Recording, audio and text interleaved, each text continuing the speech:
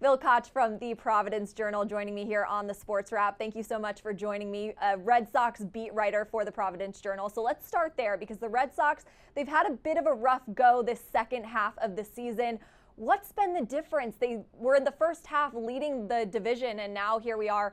11 of their last 14 games have resulted in a loss.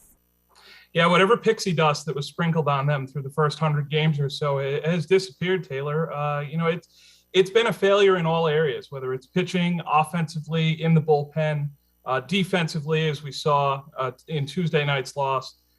Just so many mistakes that this team is making that they weren't making early on in the season when they were 23 games over 500 and seemingly a lock for a playoff spot in the American League. How big of a concern is this right now?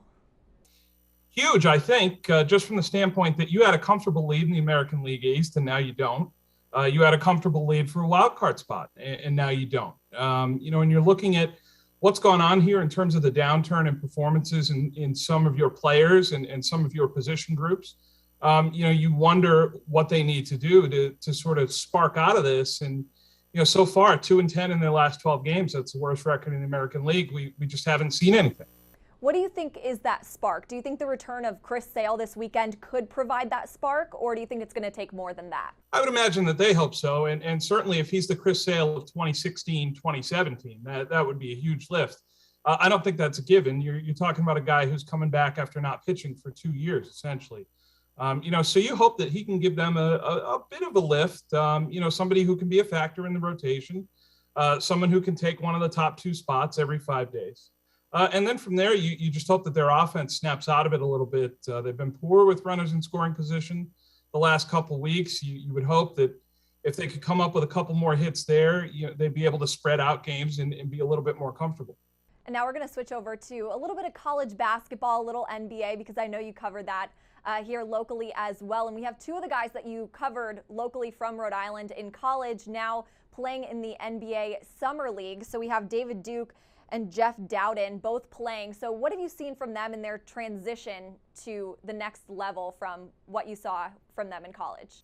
Well, I'll start with Jeff because he's a little bit more of a veteran, obviously former point guard at URI, very cerebral player, has the ability to score it a little bit as well.